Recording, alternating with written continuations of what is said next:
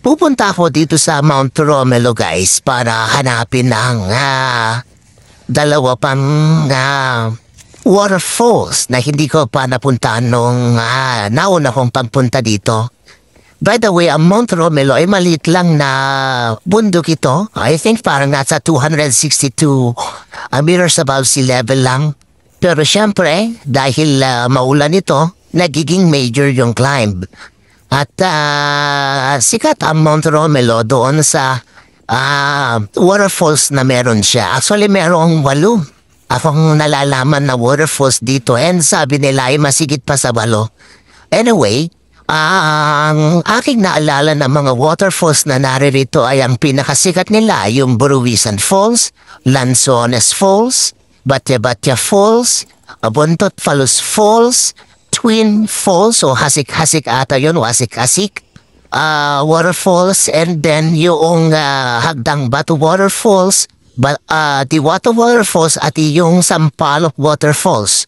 So 8. So ang aking pupuntahan ngayon dito ay itong Sampaloc Waterfalls at saka yung Diwata. Kasi yun yung hindi ko pa napuntahan dito. At meron pang iba na babalik pa ako dito ulit sa Mount Romelo at willing para hanapin pang ilang waterfalls o balikan yung dati ko nang nakita na gusto kong mabalikan si Buntot Palos at saka si Buruwisan at saka si Lanzones. So yun guys, mag-isa lang ako dito kasama ang aking guide of course. Yung aking pupuntahang waterfalls ay doon ko lang malalaman yung trail doon. Nung pumunta kami dito, talagang walang pumunta nung araw na yun. Walang, probably in that week or in that month, walang pumunta kasi yung daan guys sobrang napakasukal at kinailangan ng aking guide na magtabas. Alam mo yun? Kailangang tabasin ng aking guide yung daraanan namin kasi talagang masukal na parang hindi na dinadaanan. Kasi nga medyo malayo yung lugar ng waterfalls at talagang medyo mapapagod sa pagpunta doon yung trail ay kakaiba, ika nga. So anyway, mapupuntahan pa rin naman, accessible naman siya guys doon sa trail niya. At napakaganda guys, it so happened din na meron din yung umulan dito talagang sobrang putik, grabe.